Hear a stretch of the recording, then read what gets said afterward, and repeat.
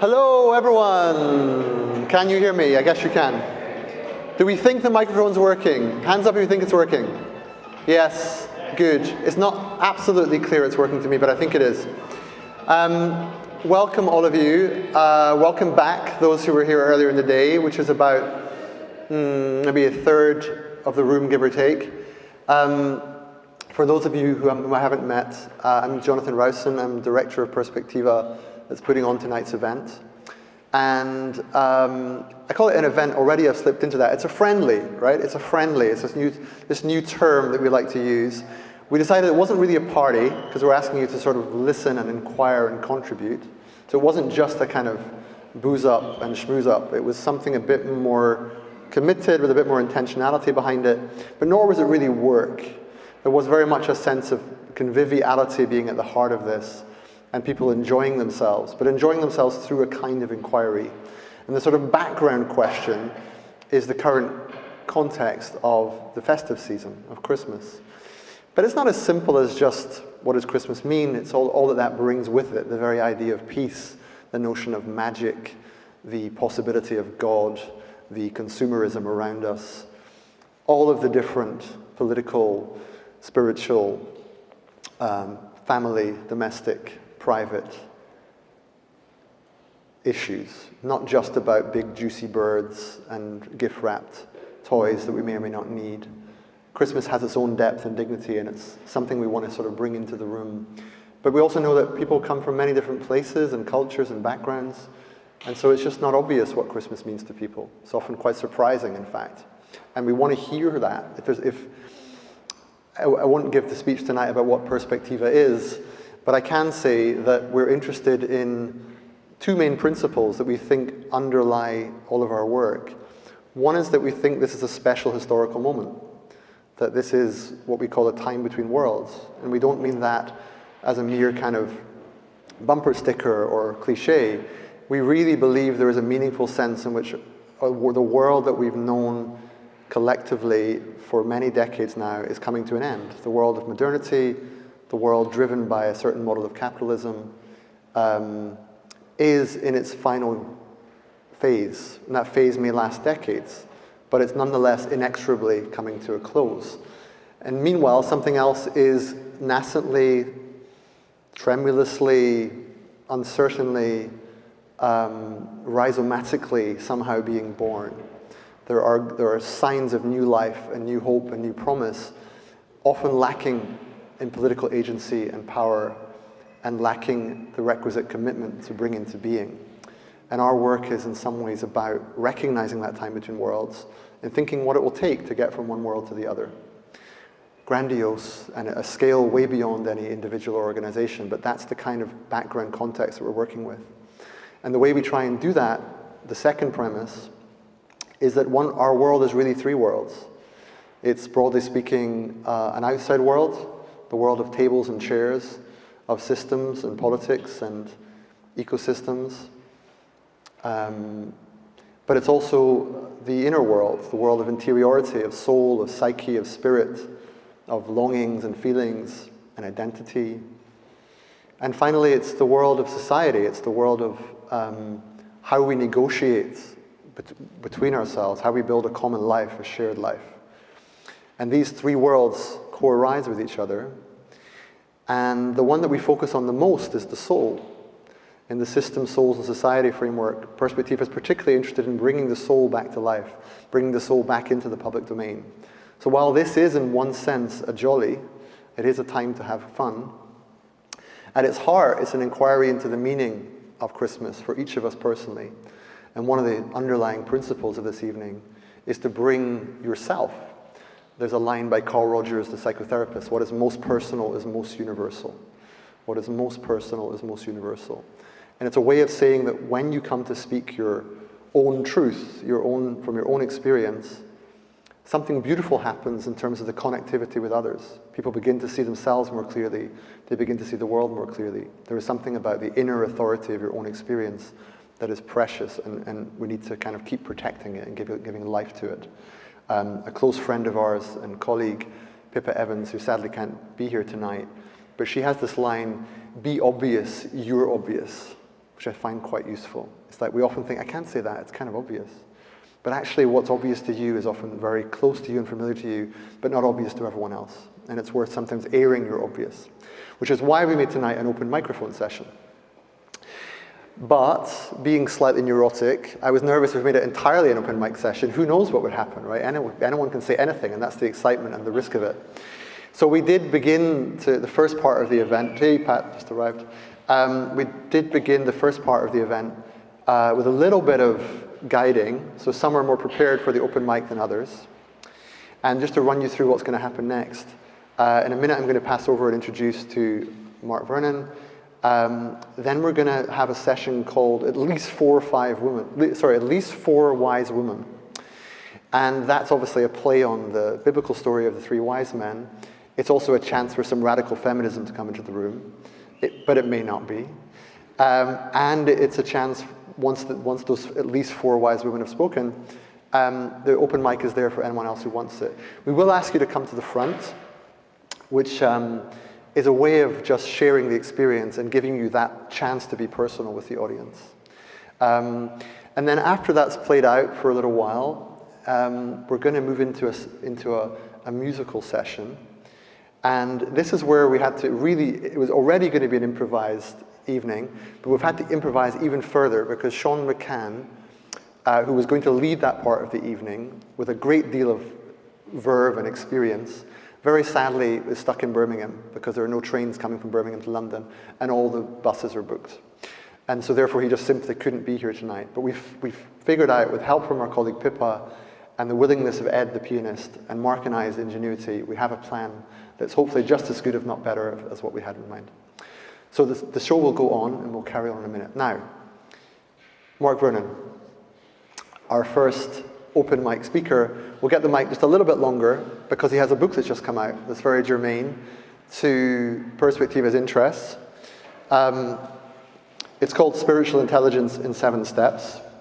And Mark is a man of many hats, sort of psychotherapist and former Anglican priest, something that he never quite shakes off, just like I never shake off being a chess player. Certain things always follow you.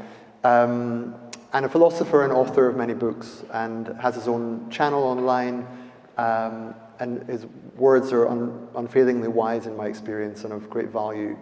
Someone who understands people well, society writ large well, and his role in the Perspectiva orbit, as I see it, and he has many of his own orbits, of course, is he's always drawing us back to this question of kind of a different kind of relationship to reality that's one of a fuller grasp of the totality, of actually listening in to the meaning and purpose of the cosmos as a whole and our place in it, not just trying to get the next policy fix or to think entirely systemically or politically, but to be open to grace, to be open to the divine, to be open to other forms of intelligence and love and so forth. And those are my words, not his, but that's how I see him. So I'm very happy to invite Mark to start. After Mark speaks, my colleague Indra will briefly introduce some of the wise women, as being sort of wise women in chief in that context. And then it will be open to all of you, and then the music. So you won't hear much more from me, but I'm very grateful you're all here. Thank you very much.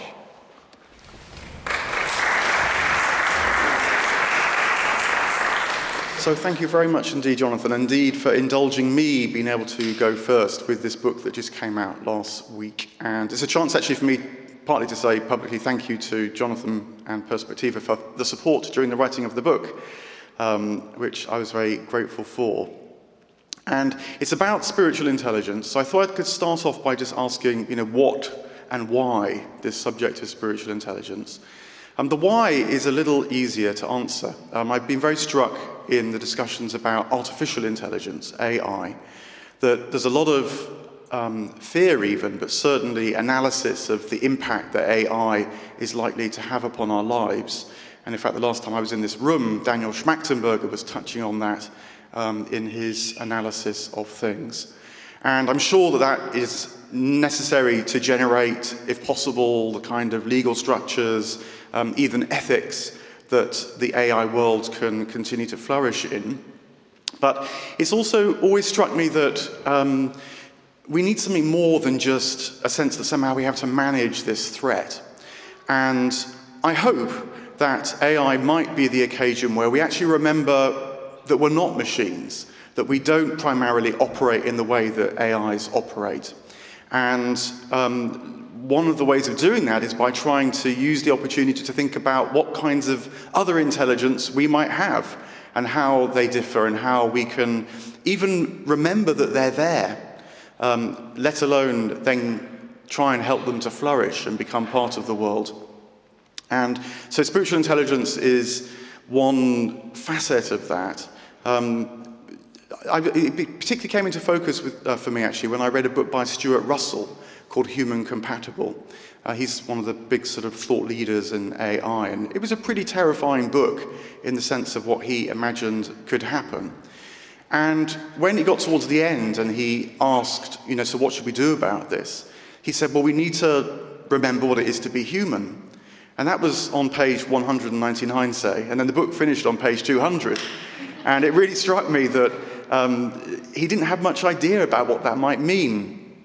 And so spiritual intelligence, trying to write about that in these 7 steps, they're kind of 7 facets or domains of our experience and lives where this type of intelligence might make a difference. So what is it?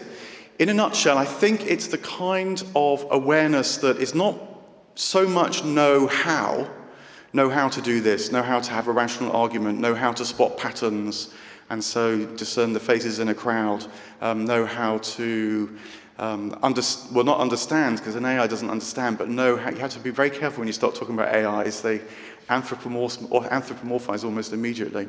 As David Bentley Hart, a philosopher I'm very fond of, likes to say, computers don't actually even compute, and yet we treat them as if they do. But spiritual intelligence is not a know that.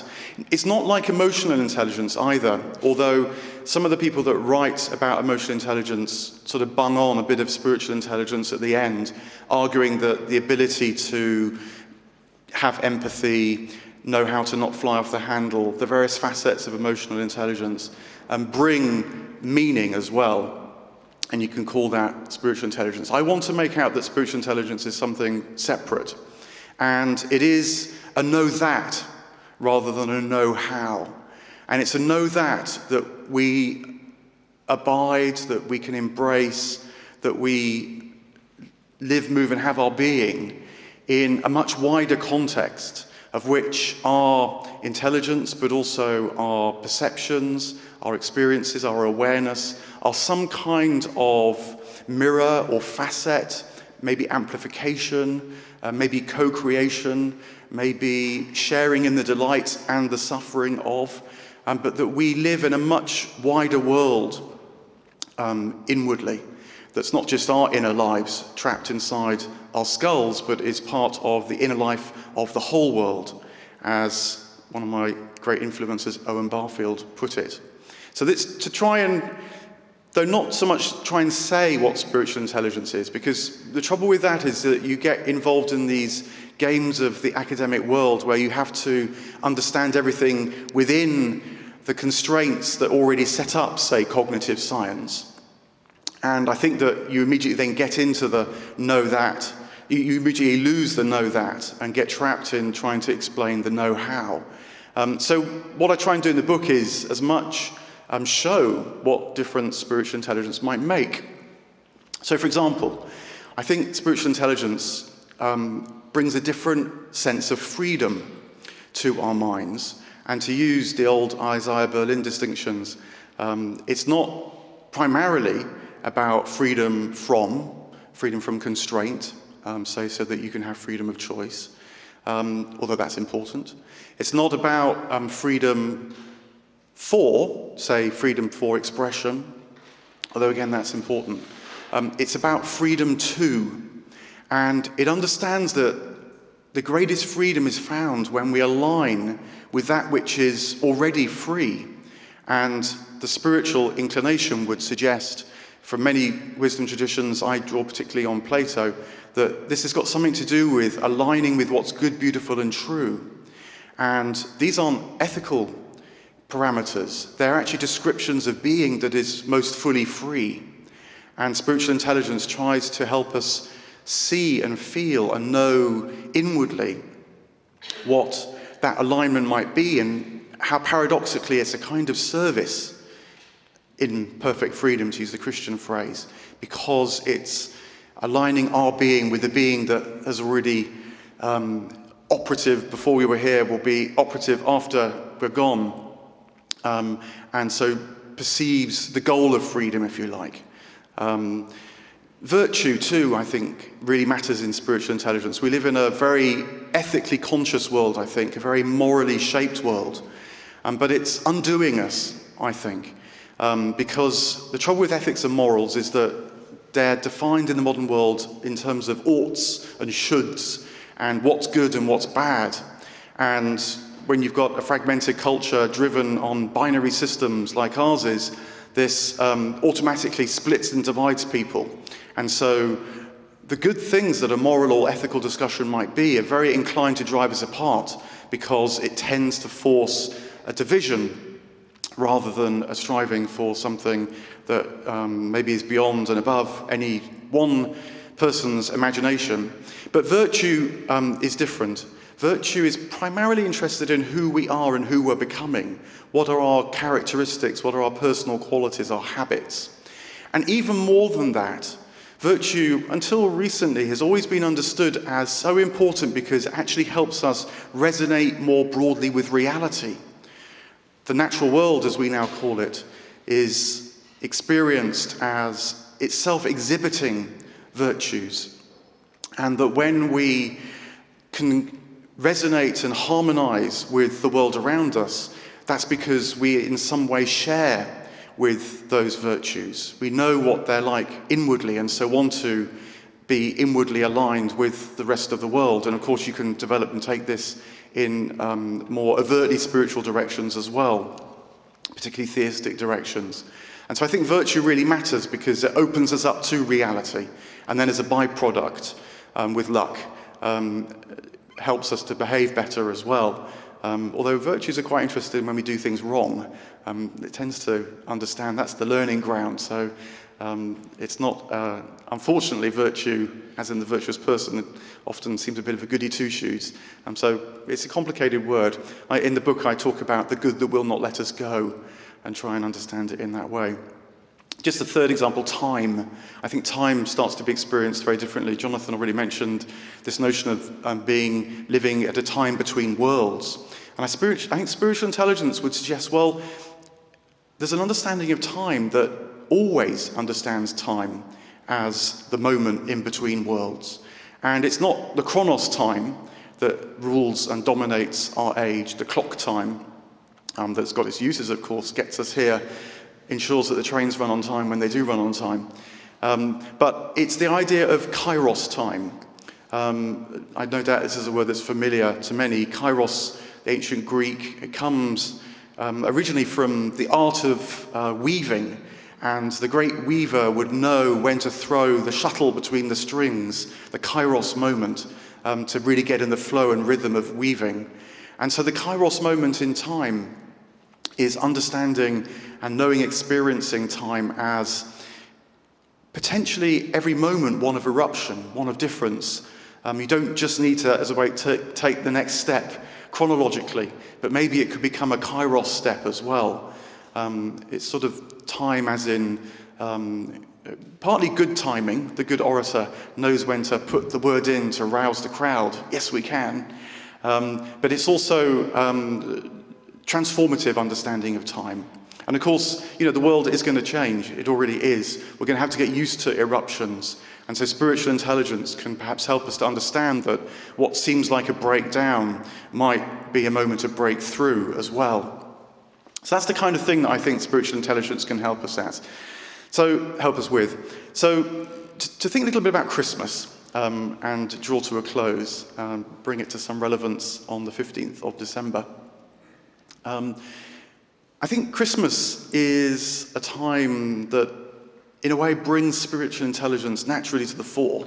It does many other things as well, and other kinds of intelligence that run riot and rampant also get full expression at Christmas. But if you listen a little bit more carefully, you can feel maybe a deeper sense of things coming through at Christmas. Maybe it's just the dying of the light at the end of the year and the stripping of the trees, the sense that something is being taken back to its roots, to its origins. And when the light goes down and we find ourselves in darkness, we become more sensitive to shade and difference and things that we didn't see in the full glare of modern life. And Christmas, therefore, can also be known as full of slightly strange things, actually, to the modern mind. Things like angels, and things like dreams, and things like myths. If you do read the Christian's story at this time of year, you'll know that many of the characters, Joseph and the three wise men, are guided by dreams, being told in a dream to return home the other way. And dreams, the psychotherapist might well say this, but they're this kind of forgotten thing that happens to us actually every night, and someone like Carl Jung would say they're happening to us all the time actually, that are a much wider part of our psyche speaking to us if we can learn to pay attention. I'm old enough now to have seen even public discourse, even Radio 4, change its tune on dreams quite substantially. They used to be regarded just as the kind of white noise of the brain that somehow just churned over in the night for reasons we don't really understand. But just recently on Radio 4, there's been a series about sleep. And they even talked about lucid dreaming, would you believe? And they even referenced Tibetan Buddhist traditions of encouraging lucid dreaming. So the dreams are coming back, and they feature at this time of year. Angels, I don't know how you feel about angels. Sometimes in some of the circles that Perspectiva links in with as well, you might hear talk of egregores.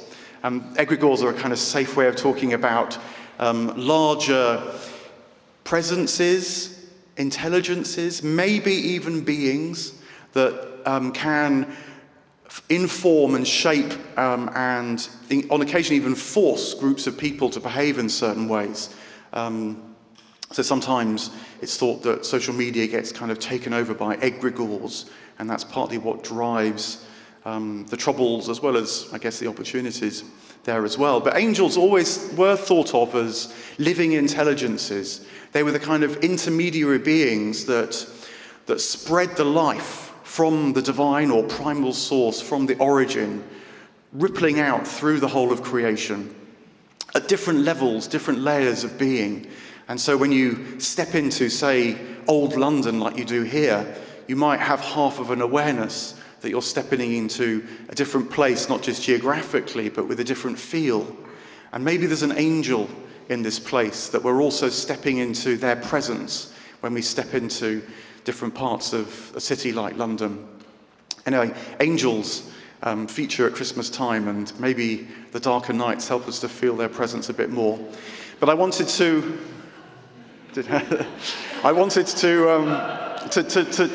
finish on talking about myths.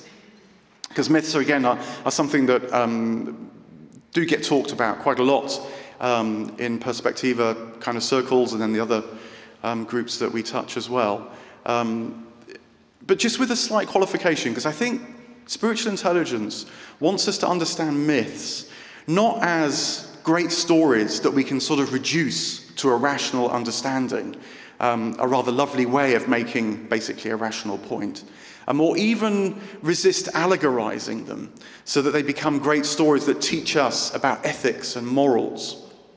But rather that myths are stories and narratives that actually enable us to inhabit and participate in what the myth's about, in a way that doesn't have any boundaries, doesn't have any goal, but nonetheless is a profound education in what the myth is talking about, and so can inhabit our minds, even as it inhabited our ancestors' minds, and indeed maybe even inhabited the angel minds that shaped a civilization. Now, to bring this down to something that you'll certainly hear about at this time of year, Father Christmas. And Father Christmas is a great compilation of several myths. I was talking a week or so back about Father Christmas, and I mooted the idea that maybe Father Christmas was a shaman, because I rather like this idea with strange elves and flying through the sky and things. But Ronald Hutton, the great professor of pagan Britain, told me that this actually was an idea born in 1985 when a journalist for the New York Times came up with this idea with absolutely no basis in reality. So it's something else to blame the New York Times for. And nonetheless, though, Father Christmas does have an ancient past. Those of us in the room who've spent time in German lands will know that Nikolaustag and the dark side of Nikolaustag as well is celebrated on the 6th of December. But Father Christmas, I think, is a wonderful myth for particularly kids, because it asks them to explore the nature of abundance and the nature of scarcity.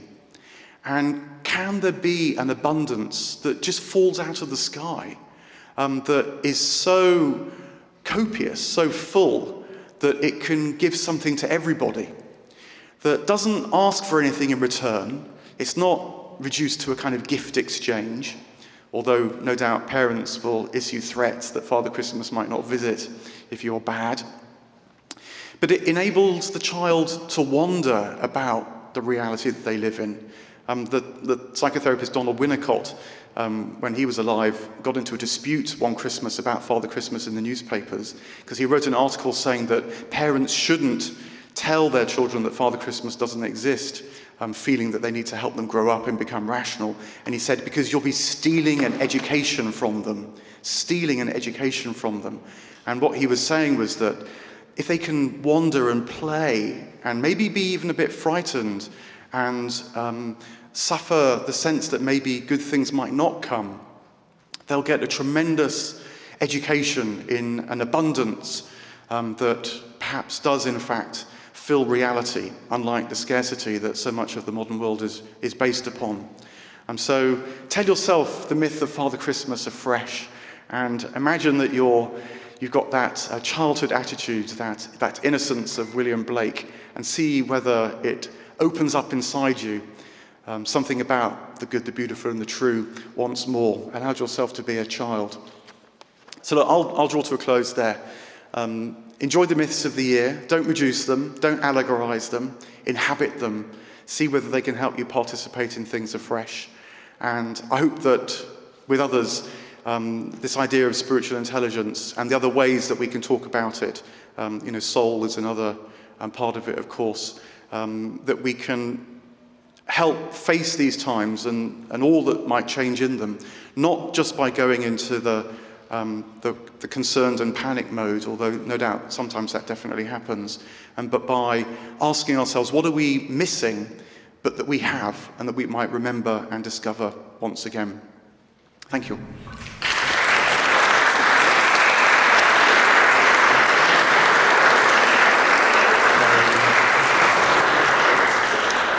Thank you very much, Mark. I'm going to take this notion of Father Christmas as shaman, I think, with me back home and talk to my 7-year-old son about it and see what he makes of that idea.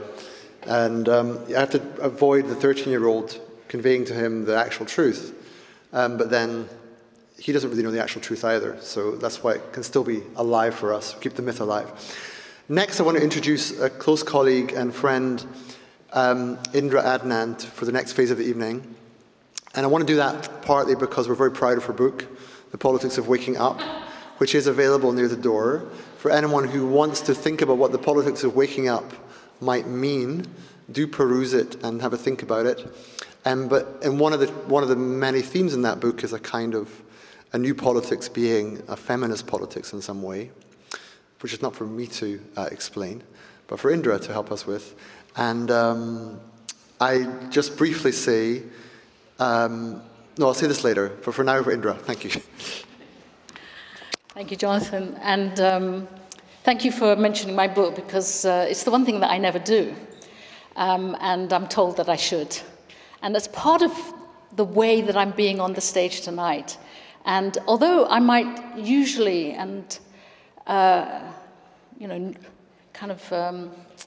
what would be natural would be to deny that there is something feminine about my taking the stage.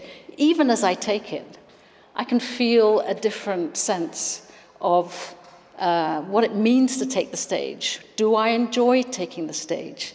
How often do I see the women taking the stage in a spontaneous way? And that's partly why I'm here holding the stage. And I'm going to start the evening, which is really the open mic part of this evening, which ultimately is about you. I'm trying to now open the stage by creating a space into which any of you could step. But because we've only heard male voices till now, I'm specifically going to invite what we're describing as 4 wise women to the stage and make a friendly space for anybody to step onto it. One of the things Jonathan didn't mention is that my role at Perspectiva, recently defined, is that I'm the director of Poiesis. And many people would ask, what on earth does that mean, visiting director of Poiesis? And Poiesis means bringing something into being that wasn't there before. And to some extent, that's the bigger picture of why I'm standing here as a female as well. I'm making a reference to the idea of 3 wise men at Christmas, now giving the space to 3 wise women, but also to invite you to consider how often when we make references to our history, to our common traditions, we're having to really refer to the men who have created the public space for us, and how much of our public space, in fact, has been described by men, led by men, spoken by men. And that when I invite these 4 women now onto the stage, I think of them all as, and this is a word that I'm inventing as I go along, poeticians. They are also poeticians, because as women stepping into the public space, they're going to be bringing a new idea of what the public space might be by simply describing who they're being. And they were all invited with the question to describe who am I being, or what am I bringing at this time of Christmas. So maybe for the first time we'll be thinking, what is Christmas in the words of a wise woman stepping onto the stage, sharing her life with you in some way? And the first of these wise women poeticians is Stein Lubrano, who some of you may know. Sarah, I'm not going to describe everything I know about you, because what I understand is I don't know that much about you, as you've recently become, started working for many different organizations and started work on a book project, and maybe you'd like to introduce yourself as you come onto the stage. Sarah.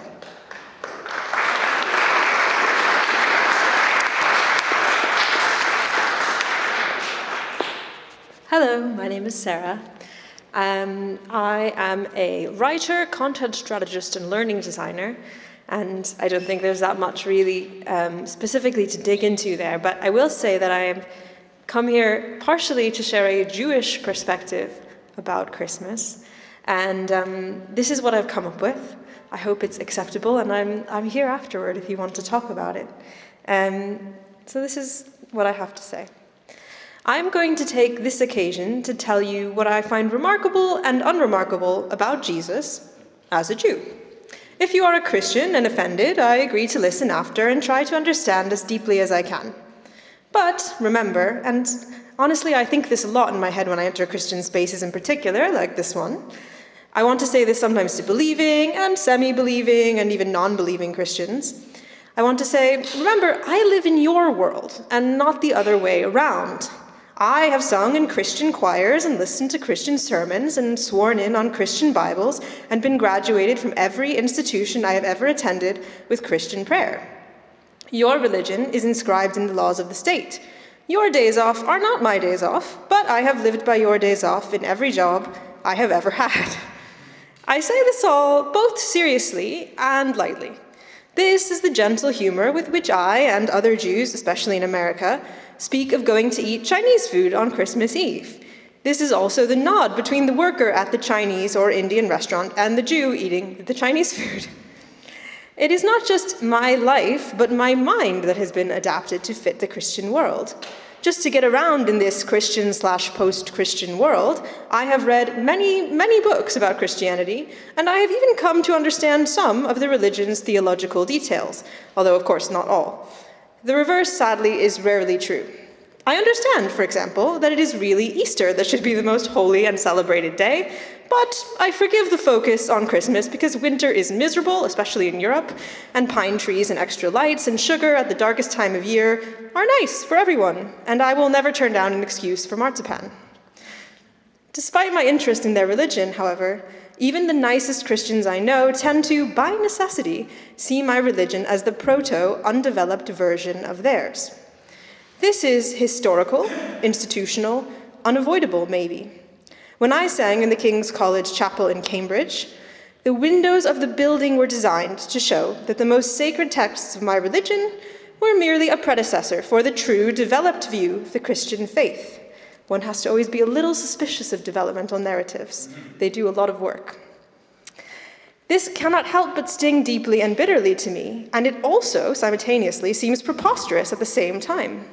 Meanwhile, Judaism, of course, has been carrying on over the last 2,000 years, complexifying and deepening like the living, breathing, surviving, thinking, moving human civilization that it is. To imagine Judaism as merely a predecessor is not just hurtful, but it is to neglect the insights, available even to those of other faiths, of the Talmudic hypertextual discussion across time about the nature of the good life and the reverence and awe owed to the world. In recent years, we have collectively, some of us, wrung our hands about decolonizing statues and syllabi, and I wonder what it would mean to decolonize this, the Christian faith itself, so that it might sit with greater humility, a Christian virtue, in its place among the family of man. So this is the first, most bitter part of what I have to say. And try to see it my way. In my religion, we think forgiveness is nice, but we think that justice is the greater virtue. Now I'll get on to my second point. Jews think that Jesus' birth, what we're celebrating now at Christmas, is the least remarkable thing about him. But again, marzipan is wonderful, so here we are. Jews think that Jesus' birth is unremarkable, but I will describe two things that I find remarkable about Jesus, and one thing that I do not, but wish that more Christians did. Here's thing one. Jesus is not a fan of money in a very profound way. Jesus is remarkable to me because his gospel is generally too radical for his followers. Very few Christians I meet are actually interested in giving up their earthly possessions to serve the poor, although I'm always delighted to meet one who is. But Jesus says, if you want to be perfect, go, sell your possessions and give to the poor, and you will have treasure in heaven. Jesus repeatedly tells his followers that money will not save them, that it will, in fact, imperil their souls. It has always been rather facile, frankly, and I say this as a profoundly left-wing person, rather facile and ahistorical to suggest that Jesus is straightforwardly a socialist. But Jesus rejects, more or less entirely, even the wise getting and spending of money as a central aspect of virtue. This is remarkable, given its contrast with, for example, what Aristotle termed the executive virtue of knowing how to make and give money, and what Jews emphasize in household ethics, and of course what our current society values today. I will show you what I see here as a Jew, which is that I see Jesus as a virtuous Jew in ancient Palestine, and that means that I understand him to be a member of a householder religion, one of my favorite new sociological terms. Judaism was then, and it is yet still, from a sociological perspective, a householder religion, which means we tend to base our idea of the good life on the premise that you should keep a household, including at least some material goods, more might be better, that basically you should marry and have children if you can, and that the good life and the ethical life is played out in these grounded familial responsibilities. But Jesus diverges from this, and I think that is profound. And it is profound in part because of another thing about Jesus' beliefs which diverges from householder religions, and this is my second remarkable Jesus point. Jesus suggests a transcendence or even an abolition of the family. Jesus repeatedly reminds us that in heaven there is no marriage. He tells his followers that they should be prepared to even hate and forsake their biological families to follow him, and he asserts that it is those in his circle of followers who are his true mother and brothers.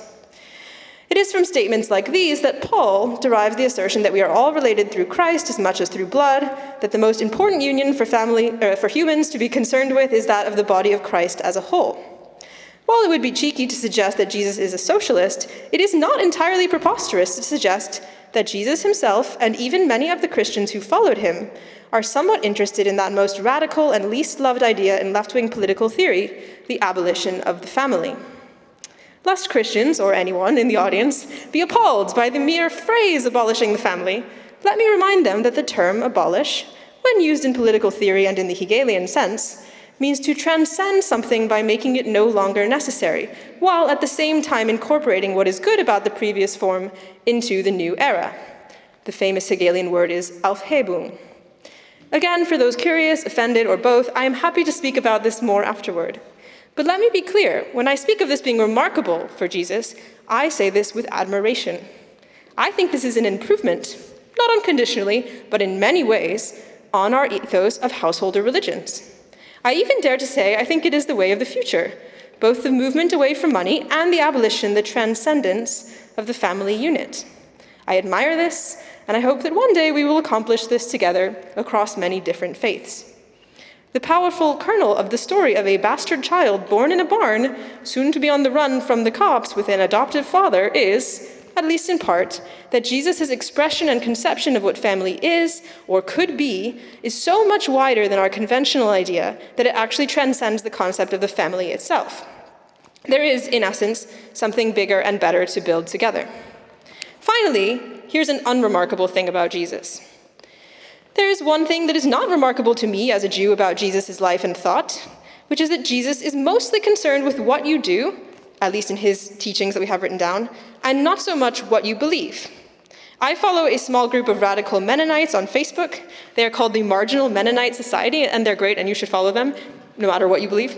And recently they posted this quote, which I think puts things rather nicely. Here it is. It says, "Consider this remarkable fact. In the Sermon on the Mount, there is not a single word about what to believe, only words about what to do and how to be. But by the time the Nicene Creed is written, only 3 centuries later, there is not a single word in it about what to do and how to be, only words about what to believe." This is by someone called Robin R. Mayers. I am aware, of course, that Jesus does talk about faith and belief and heaven, although it depends on the Greek translation what faith means. Faith and heaven are in contrast things that the Jews that I grew up with rarely spoke of or even believed in the case of heaven. But Jesus' emphasis on action is simultaneously remarkable for its difference to the way institutions have since focused their energy and the persecution of others for their beliefs. It is simultaneously unremarkable to me, in that action remains the focus of Judaism 2,000 years later. For Jews, at least as I have experienced Judaism, morality is, in general, its own reward, at most further rewarded by the experience of the divine in that moral act. That Jesus expresses an emphasis on doing is unremarkable to me, but perhaps it should be more remarked on generally in a world where too little good is actively done by believers and non-believers alike. And there you have it in very brief form. This is what these particular starry nights look like to me. Thank you for listening to my curious, potentially offensive thoughts. Let us have a very Merry Christmas and go do the sorts of radical and remarkable things of which Jesus would approve. Thank you.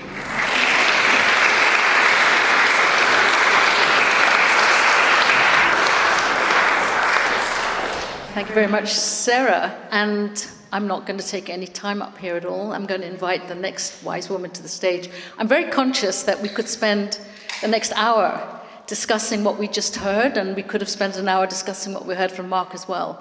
But it's very much in the spirit of tonight that we're bringing whatever we have to bring, and let's ponder that and then think, what would I bring to this stage? And in this moment, I'm going to invite Vanessa Chamberlain. Vanessa, where are you? Who's an artist and may set a different tone. Thank you, Vanessa. And a poetician. A poetician. I'm a poetician. The last time I met Indra, she helped me develop a Ministry of Beauty at the Realization Festival, so I'm happy to be that. And I just want to name that I actually think St. Ethelberga stole the show. We can all agree. Mark, that's why we were distracted, wherever you are. Sarah, Where are you? Thank you and amen. I feel like I have nothing to say. And I'm going to try not to respond, I'm going to try and say what I was going to say. Would you mind putting the first picture up? If it works, doesn't matter if it doesn't. I am an artist, and I am a theologian, and I'm a writer, and I'm riddled with self-doubt, felt intelligence person that generally walks around the world feeling everybody else's pain and finding it hard to regulate and thinking I'm pretty rubbish, apart from moments where I think like, oh no, I'm okay. Jonathan asked me to speak this evening, and and he asked me to speak about Jesus, which I was a bit nervous about mentioning, and you've broken that ground for me. And it doesn't matter that the image isn't up.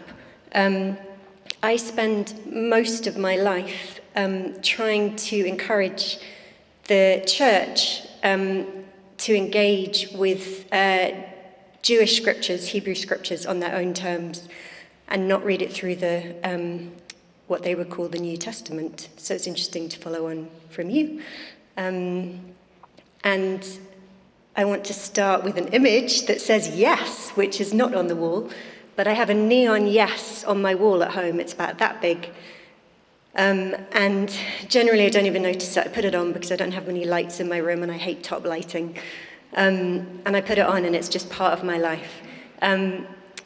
But the reason I have a yes is because up a mountain in India 20 years ago, I said the most profound yes in my life, which was not to religion, it was not to Christianity, it was not to doctrine, it was not to tradition, it was not to anything I'd grown up with. It was to an encounter with a presence, with a person that I understood to be Jesus, and was the most beautiful, truthful, good experience I'd ever had in my life. And I just felt like, if I can't say yes to this, what can I say yes to? So I had to say yes. But I did it through gritted teeth, because on my way to India, I had said to this sense of something pursuing me in my life, I will not become a Christian. The one thing I will not do in life is be Christian. And I meant it. And when I said yes, I didn't feel like I became a Christian. And the thing that allowed me to say yes was the fact that I had registered a few days before that Jesus was Jewish. And that was really significant for me. Like, Jesus isn't Christian, he's Jewish. So I only want to say a couple of things about Christmas, one of which is that I think something that always makes me smile is that there are no Christians in the Christmas story, which is quite obvious because Christianity didn't even exist. But I guess by that I mean, I think first and foremost, Christmas and the Christmas story should be a challenge to the church and to Christianity to check itself and to figure out what it is saying yes to, and does it align with the humility of this story, where longing, I think longing is the thing that I am most grateful to the Jewish tradition and to Hebrew scriptures for. The kind of messianic longing that probably does exist in other cultures, but it hasn't existed in mine, and I don't think it's very prominent in Christianity. A sense of deep longing for redemption of all things, which I feel like most of us are really longing for now and seeing the need for. But I don't think the church has done a great job of meeting. But I do think, yes, so I get that from the Jewish tradition of this sense of longing. And it was a longing that was met for me up that mountain in India, but I think it's a longing that comes out in the Christmas story, where, Jewish writers are talking about a Jewish baby drawn to a Jewish family. And the first people that are drawn to kind of recognize this little boy for whatever he is to them. There's the yes. In the midst of the mess of my house. And I make sure I don't have many lights so that I do put it on whenever I come in, because I am not particularly a yes person in life. So it just reminds me that somewhere deep down I've said yes to something very profound, and that I want it to filter through every aspect of my life. And the first people drawn to this child, as Mark has already mentioned, well, there's kind of social outcast shepherds, to whom this apparently glorious angelic host appears to. in the way that St. Ethelberga did to us. And there are the Magi, who are just like these wizards. Magicians, wise men, probably not kings, stargazers, medicine men, they're so curious.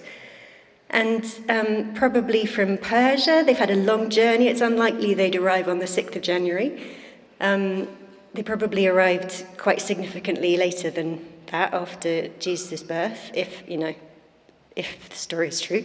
But in the story, they arrive on the 6th of January. No, they don't. Anyway, doesn't matter.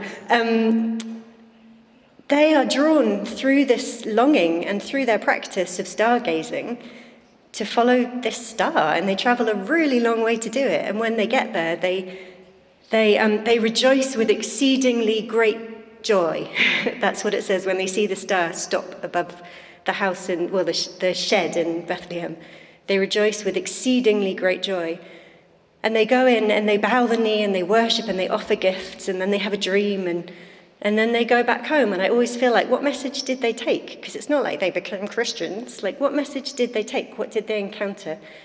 So I love the strangeness of the story, and that it just always asks questions. And I think it should first and foremost ask questions of the church and provoke questions. And then the last thing I just want to say is that some of my favourite characters, they just appear for a second, but they're these two Jewish prophet characters, Simeon and Anna, who are in the temple. And Anna is 84, it says, and she's been a widow for about 60 years, and she has lived in the temple, and she just prays and worships and lives in the temple. And then Simeon is this other kind of prophet guy. And the thing I love about these two, so they're there to receive Jesus when he's brought in for the kind of standard ritual. I haven't got all this prepared in front of me. When you're born, he goes into the temple to be not consecrated. I can't remember what the word is. But these two are there, and they immediately recognize him as something that for them fulfills their longing. So the words that are used are consolation, like I've been looking, you promised me, like, Lord, you promised me that I would see this. And now I have found this consolation, which we're told is, it's revelation for the Gentiles. So it gives a kind of insight and revelation for those that aren't Jewish. But for the Jews, it's the glory of the Jewish people, which I have no idea what that means. But in this story, it's almost like they've already got the story, they don't need the revelation. So that's really curious to me, and I think it's very humbling for the church. But Anna's just this amazing character who is just kind of, the fact that they're longing for this and they're waiting for this, and then they see it and they're ready to name it and recognize it and delight in it. And I feel like it's so easy for me to be apathetic and or kind of sharp-edged or distracted. And how can the Christmas story and these strange characters in the Christmas story remind me of the validity of my longing and the lack of satisfaction, the longing in my life, and can also kind of keep me on my toes to recognize it when it arrives, so that I can say yes to the things that are yes, however small or insignificant they might be. So those are some of the ways Christmas is a challenge to me. Oh, and the second image, is the wonderful Rembrandt painting of Simeon, with the baby, Simeon and Anna, with the baby Jesus in his arms. And Rembrandt was near the end of his life when he painted this. Some of you probably know the painting. And Simeon is it says in the scripture, is also about to die, and Anna's 84. And so he's seeing with a different kind of sight, which I guess speaks into some of the things that Mark was talking about. It looks like he's blind, he's not looking at the baby, but he's holding something that for him, as I understand it, is a yes. And I just wonder what that yes meant to him and to the Magi.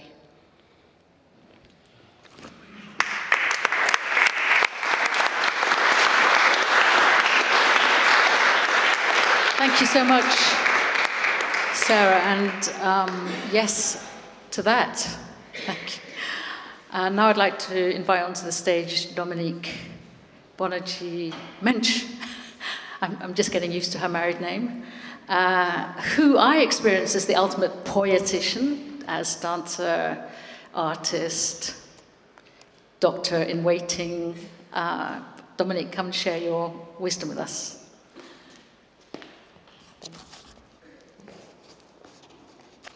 Thank you, Indra. Hello, good evening, everyone. I'm Dominique. So, the question is, who am I being? And I'm not going to say at Christmas, I'm going to say at this time of year. And I'm actually going to speak from a syncretic perspective. And sorry, I'm wearing my hat because I'm actually really cold in here, so I'm just going to keep it on. The syncretic perspective for me is that I come from a very hybrid background. My mom is French, my father is Indian. We've lived in many different places, so I have been exposed to lots of different traditions over the years. I am going to speak about one tradition that has become important to me. So the tradition I'm going to speak about is the Sufi tradition. Before I speak about the Sufi tradition, I want to talk about a sort of guiding thread for me that goes through all these traditions. So when I was a kid, living with my parents, we would go to midnight mass at Christmas. And for me, the smell of the incense, the crib, the sort of mystery and magic of being awake at midnight when you're a child, and also the incense in the church, had this amazing sensorial, magical effect. And I really loved it, as well as the singing, this kind of echoing these amazing spaces have. And then I left home and did lots of different things, and we lived in Zimbabwe, and then, there was no snow at Christmas, obviously, and there were completely different traditions there as well. But more recently, I have immersed myself in another tradition, which is the Sufi tradition. And right now, I'm very excited, not so much about Christmas, but tomorrow I am going to be experiencing my first Shebi Arus. And Shebi Arus is the most important ceremony for Sufis, and specifically for Sufi dancing dervishes, of which I am one. It's when we have a very special mukabele, and the mukabele is the ceremony of the Sufi dancing. And so tomorrow is going to be my very first Shebi Arus. And for me, this is more in the foreground than Christmas. I will be celebrating Christmas with my new Dutch family, and then with my mixed French-Indian everything family after that. But before that, I have got Shebi Arus coming up. So Shebi Arus is not the celebration of a birth, it's the celebration of a death.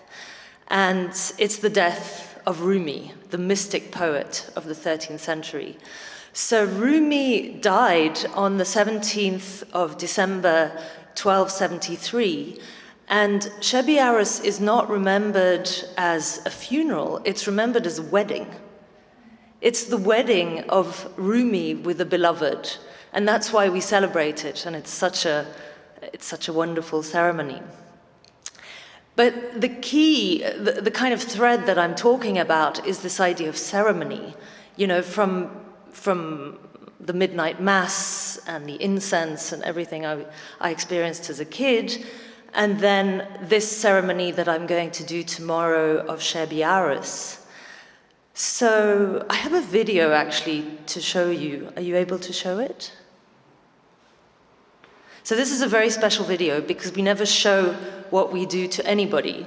But if you just play the video.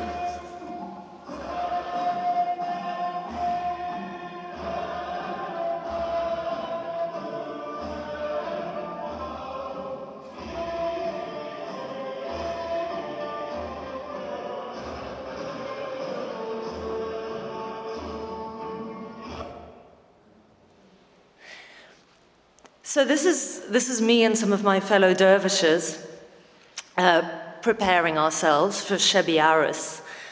And so today I was thinking of ceremony and this thread of ceremony that is important to me and that is in what we're going to do tomorrow.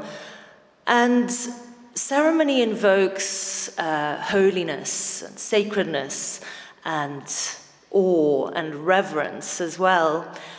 And then I was looking at a definition on Google, and there was one definition which said, a formal act empty of intrinsic meaning. And I thought, okay, that's interesting as well. But that's not what ceremony means to me. Ceremony, for me, is a matter of time. And when I say a matter of time, I mean the matter of time. That ceremony is about materializing time, and that this materialization of time comes about through the material things that we're doing. And here, this is the materiality of our bodies, that we've been preparing for Shebi Aris for 2 months. The whirling ceremony, which is called the Mukabele, is about whirling around, as you just saw, for 14 minutes with our hands. It's really tough. It's like preparing for a marathon. I mean, normally a Mukabele is 4 salams, and salams are different stages. And there's stages in this kind of leaving behind of your social body to encounter the divine. And these hats that we're wearing, which are called sikhes, and they actually represent the death. They are tombstone. So it's the kind of death of your worldly identity. So in a normal Mukabele, we have 4 salams, which are these stages of leaving our worldly identities and then returning to our worldly identity as well. But for Shebi Aris, we have 5 salams. And that's like an extra 10 minutes of having your arms up in the air, which is really tough. So what I'm saying about ceremony and this idea of materialization of time, for me, and to answer this question of who am I being at this time of the year, I am being this ceremonial being in preparation. That's what I feel. That I'm preparing my materiality, my body, for Shebi Aris.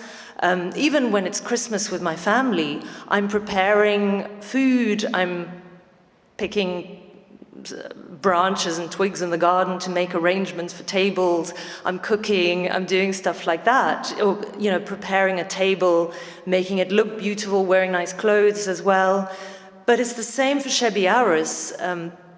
We've been preparing our robes, we are preparing the hall, we polish the floor, we're all going to bring food to share with each other. So that's what it is to me, whether it's Shebi Aris, whether it is preparing for Christmas, a sort of more traditional Christmas with family, or any of the other traditions, as well as this time between the years, which is from Christmas to New Year. It's this kind of it has a ceremonial quality, and it's about this matter of time, making time matter at that point. And just to end, I do want to read you a poem from Rumi, actually. It's a really great poem. It's very short. But I did want to share, there's this Vedic idea of the Akashic record. I don't know if you're familiar with it. But the Akashic record is this sort of record of all time, endless time, the past and the future. It's the infinite.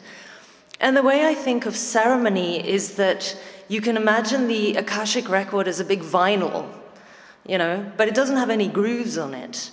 And ceremony is about making grooves in time in the Akashic records. So for me, it's right now, I'm getting ready to get in the groove. That's what I'm doing.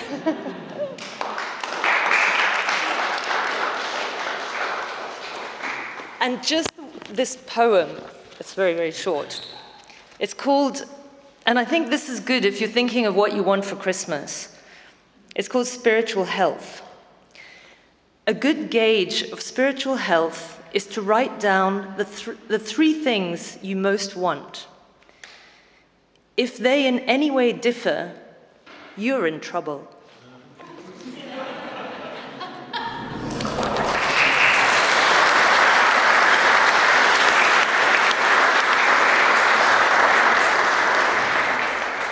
That's wonderful, thank you so much. And now I'm going to introduce our final wise woman, and I'm going to encourage you, as you're listening to Maria Dorothea Scof, who's about to take the stage, that the next person to follow Maria is going to be you. So maybe start to think about who you're being at Christmas and what you might want to share with us and what you're bringing into being at this time. So just to introduce Maria, Maria is my close colleague. She's the co-initiator of the Alternative Global. We've worked together for 5 years. And initially, Maria was very much the person who was the youngest in our midst and our next generation. But she's already brought into the space with us a very new possibility, a new reality. And it's with a very warm welcome to the stage. You might have noticed that each one of the people speaking has a different spiritual tradition, and Maria also has a different spiritual tradition, which she might share a little bit with us now. Welcome, Maria.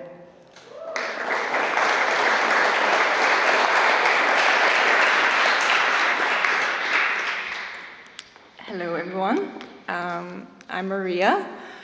I stand here today as a wise woman, but also a Buddhist. In particular, I'm a lay practitioner of the Tibetan Mahayana Gelugpa tradition, for those of you who care about those details. So a Buddhist is mainly what I'm trying to be at Christmas, and Christmas is not officially a part of the Buddhist tradition in any way, although perhaps Buddhists believe that Jesus was a bodhisattva, but that's a story for a different day. So in a way that's good, because that means we can make meaning of Christmas ourselves as Buddhists. And as particular Western Buddhists who find ourselves in this modern Western world where we do mainly celebrate Christmas, we're encouraged to integrate and go along with that. So for me, that has meant family, actually. And I think a couple of years into practicing Buddhism, when I was still very excited and thought that perhaps I was getting close to enlightenment because things were just taking off. To any of you who've perhaps tried to do any spiritual practice and get really excited and it goes really well, and then you have maybe a down period. So I was in that really excited period, and I saw this comic on Facebook, which Eva will put up, which I deeply resonated with.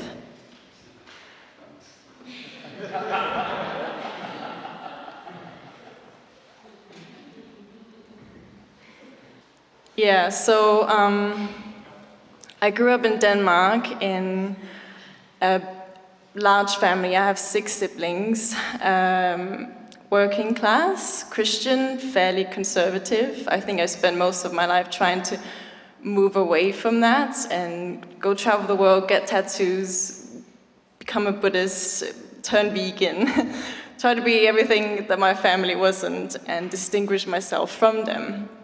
And I noticed when I went home, they would mirror back to me the Maria that I actually didn't want to be, and how much that would challenge me. I have a brother who's a director of a pig transporting company, and he would refuse to eat anything vegan I would ever make, and something like that would challenge me. And it was very hard to go home for Christmas, and I saw that, and I was like, okay, I have to do better. So my practice at Christmas since that sort of mini realization has really been to open my heart again to my family, to share my practice in a way that's not teaching in any way, or to share my experience of being a Buddhist, but that's more just showing up and being present, being accepting, and